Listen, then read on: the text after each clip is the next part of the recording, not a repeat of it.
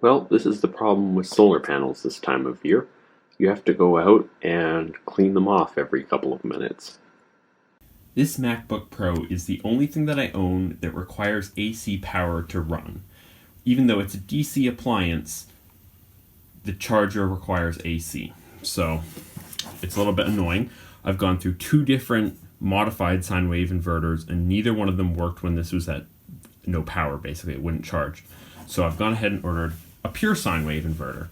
So hopefully this makes a difference. This is a 1,000 watt pure sine wave inverter with 2,000 watt peak. So if this doesn't do the trick, nothing will.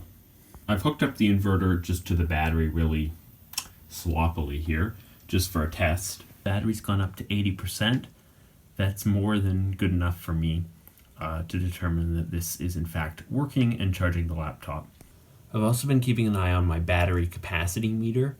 I'm at 12.2 volts. I never went below 12 volts. And let's just cycle through here. It's saying that I'm at 65.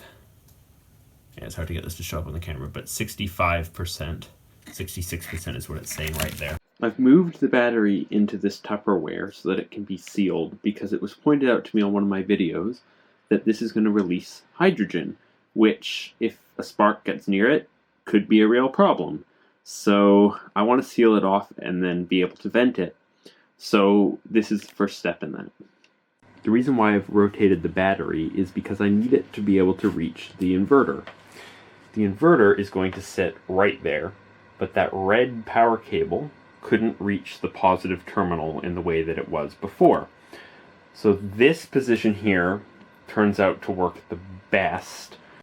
Okay, here's the lid on the battery box, and hopefully this will work as intended. It'll definitely keep that battery safe from water, but I need to think of some way of ventilating it. Maybe I'll run a pipe or something, but I'm not going to worry about that right now. It's not pressing in my mind. If anyone has any suggestions, I'd love to hear them. Right now I'm thinking I'm just going to run a pipe out this wall, and then all the holes right in this door should act as proper ventilation. The only thing I'm concerned about with that is up here, it could come over top of the wall and then it's just hanging around up here on the ceiling. But this will be sort of filled, like I'll have something that I can stuff in here.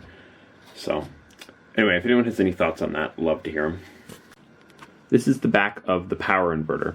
You got your positive and your negative leads, and then this wire right here goes back to the chassis of the vehicle, and right down beside there is where I have the ground for the battery, so I just put it onto that same terminal. I did ask an electrical expert for their opinion on that, and they said that it would be fine. This is basically where the inverter is going to live. This is going to be a bench on this side here, and so this will basically just be mounted flush with the edge of that bench. And then this taped line right here is where the bed is. So if you imagine right there, the bed goes up. There's a bench here, and the plug-in is right next to it.